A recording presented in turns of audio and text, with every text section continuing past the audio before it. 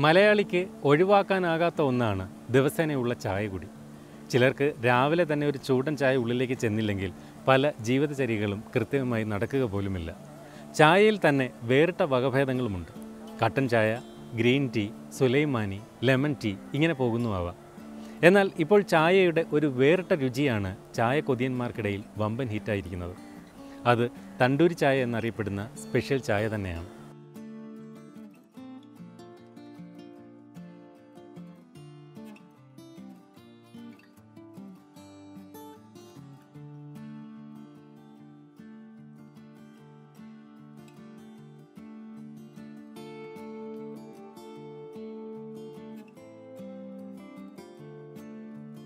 വ്യത്യസ്ത രുചിക്കൂട്ടുള്ള ഈ ചായ തയ്യാറാക്കുന്ന രീതി വെച്ചാണ് തണ്ടൂരി ചായ എന്ന പേര് വന്നിരിക്കുന്നത്.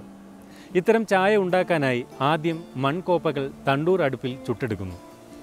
പിന്നീട് തീക്കനലിൽ ചുട്ടുപൊള്ളുന്ന ഇത്തരം മൺകോപ്പകളിലേക്ക് പ്രത്യേക രസക്കൂട്ടുകൾ ചേർത്ത് തയ്യാറാക്കി വച്ചിരിക്കുന്ന പകുതി വേവിച്ച ചായ പകരുന്നു. പ്രത്യേകതരം ചെമ്പ് പാത്രങ്ങളിൽ വെച്ചാണ് ചായ മൺകപ്പുകളിലേക്ക് പകരുന്നത്. അവ ചുട്ടുപൊള്ളുന്ന മൺകോപ്പകളിൽ വീണ്ടും തിളച്ച് പൊന്തുന്നതോടെ ചായയ്ക്ക് വേറിട്ട ഒരു രുചിയും മണവും തന്നെ കൈവരുന്നു.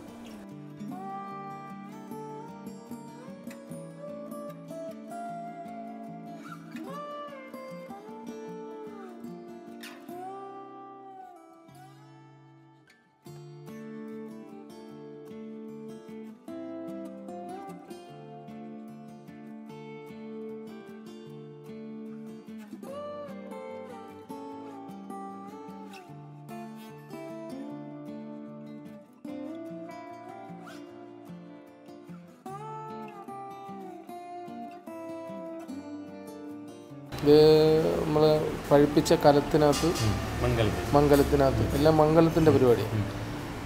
ഒരു പ്രത്യേകതരം മസാല ഇട്ട ചായ, വെള്ളം ചേർക്കാത്ത പശുവും പാലിൽ പാതി വേവിൽ നമ്മൾ വെക്കുകയും ഈ പഴുത്ത കലത്തിലൂടെ ബാലൻസ് വേവ് റെഡിയായി അത് മണ്ണുകൊണ്ടുള്ള കപ്പിനകത്ത് എടുക്കുകയാണ് ചെയ്യും. അത് കുടിക്കുമ്പം തന്നെ അതിൻ്റെ നല്ലൊരു ഒരു പ്രത്യേക ഉന്മേഷം കിട്ടുന്നുണ്ട്. മറ്റുള്ളതിനേക്കാളെല്ലാം ഒരു ഉന്മേഷം വരുന്നുണ്ട്.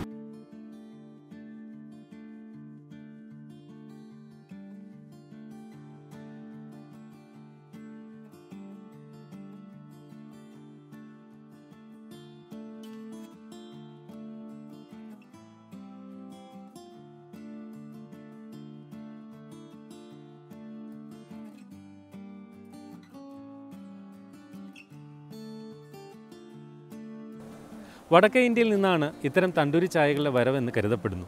എന്നാൽ പാകിസ്ഥാനാണ് ഇവയുടെ സ്വദേശമെന്ന് കരുതുന്നവരും കുറവല്ല. എന്തുതന്നെ ആയാലും ഇന്ന് തണ്ടൂരി ചായകൾ മലയാളികളായ ചായപ്രേമികളുടെ മനസ്സിലും ഇടം പിടിച്ചു കഴിഞ്ഞു. എങ്ങനെയുണ്ട് ചായ? എങ്ങനെയുണ്ട്? നല്ല ചായ, സൂപ്പറായ.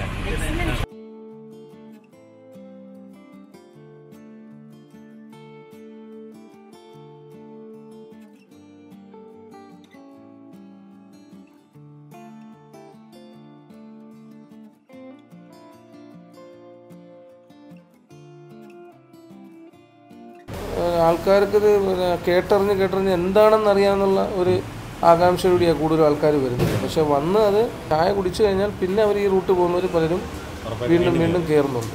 കാരണം അതിൻ്റെ ടേസ്റ്റ് അവർക്കറിയാം.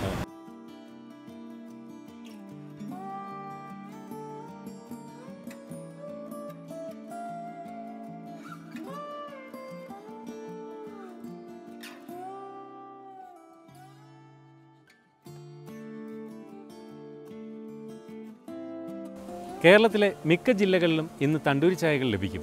കൊല്ലം ജില്ലയിലെ കൊട്ടിയത്തെ ഒരു ഷോപ്പിൽ നിന്നാണ് ഞാൻ ഈ ചായയുടെ രുചി അറിഞ്ഞത്.